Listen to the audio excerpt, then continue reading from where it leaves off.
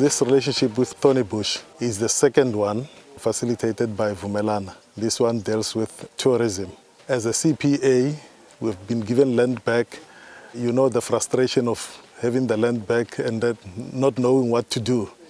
And then there stepped in Vumelana, who went around and looked for strategic partners. And then they started negotiating the agreement. That's how we got to know Phil Baden, and that was the start of Royal Malewane. Working with the local community started when we started. Obviously, we employed them. And it was a bit later on that we actually realized that we can't have an island of conservation in a sea of poverty, and that we needed to work with our neighbors in the community to make sure that we grew together.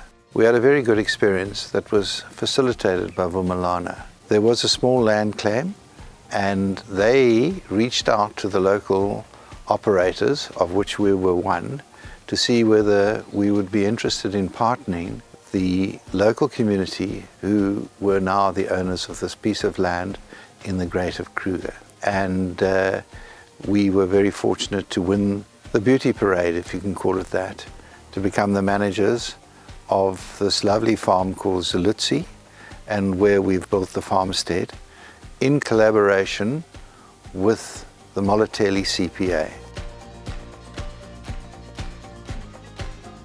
In our agreement, our own people, the Moletele beneficiaries, get priority in terms of employment. That's number one. Number two, which I think is also paramount, is that they develop this land. All the buildings that you see here remain our property. So the value of the land has gone up. And another benefit is that at the end of financial year, there's a share of profit. So we get money depending on how business went that year. And then during our AGMs, we share profit to members. Our relationship with the community has led us into expanding our offerings and what we can do. In particular, in the provision of potable water, education and healthcare in the community via the small family foundation that we've established.